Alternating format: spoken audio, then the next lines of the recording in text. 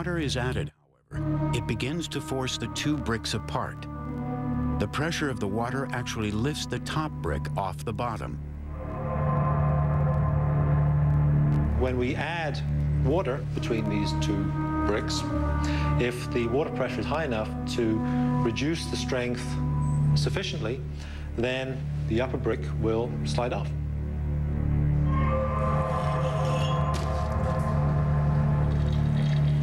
Although water pressure is enough to push bricks apart,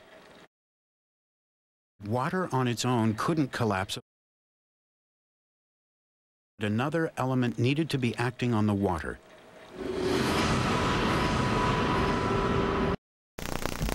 An estimated 420 million gallons of water, which is 3,360,000,000 pounds of pressure, devastated everything below this dam. The operator is Tom Hitch, took over from Kilauea. Solely responsible for day-to-day operation, preservation, and maintenance of the Kaloko.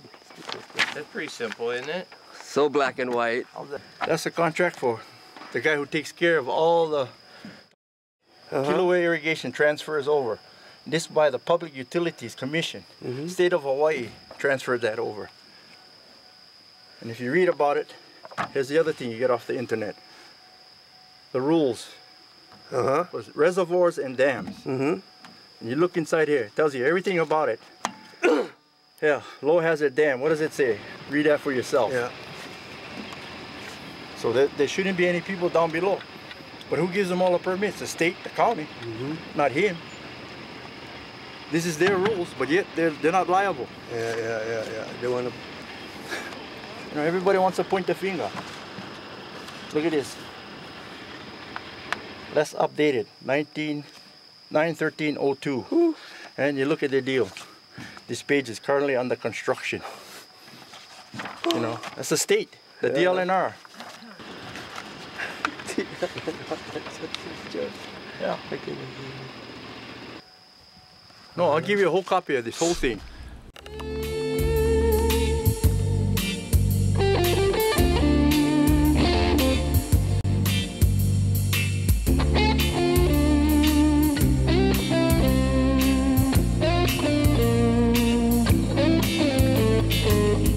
You have what I consider important information that I'd like to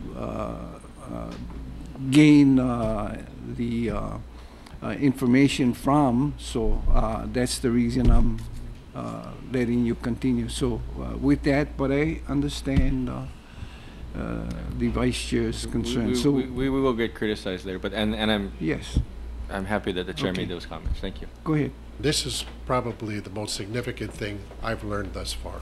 In 1982, there was a survey conducted by the federal government of Kilauea, including Kaloko Dam.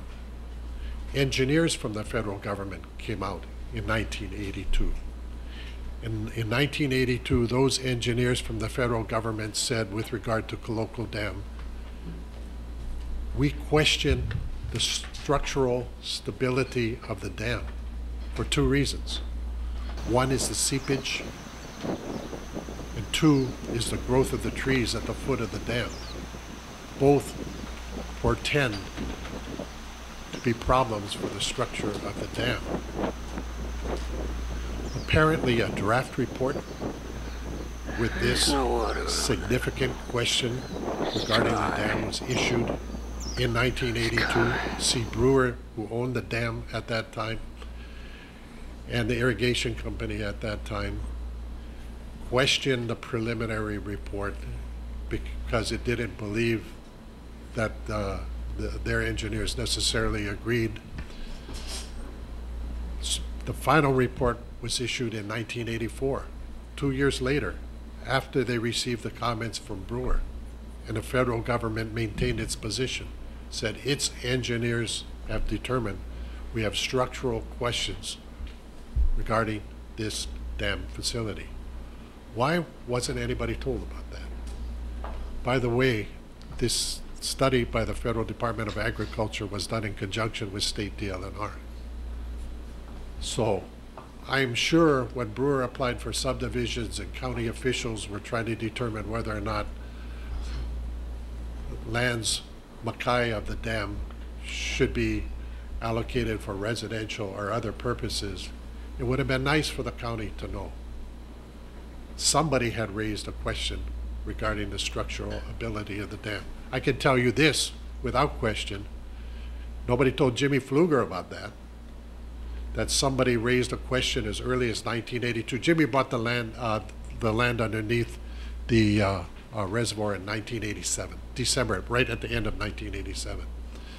Nobody at Brewer told him that somebody had raised a question about it.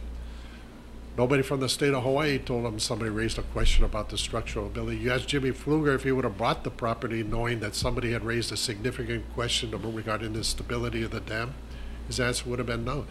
Actually, the Department of Agriculture went one step forward. They said some suggested plans to remediate the dam. And they even did a cost estimate in $1980. Now, this is not adjusted for inflation. In $1980, that it would take about $1.8 million to remediate the dam. But none of this is out there. The state attorney general in his investigation is not investigating this.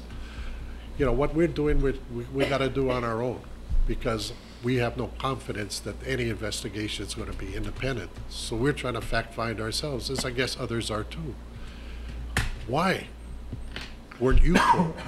Why wasn't Jimmy told that whether it's correct or not, why wasn't they told that somebody from an official federal agency, engineers, had determined that there may be structural problems with Kaloko Dam? You may have done differently as a county in making land use decisions. Jimmy certainly would have been doing something. He doesn't own the water in the reservoir. Everybody said Jimmy's water. The irrigation company makes the money from the water. Jimmy doesn't own the water.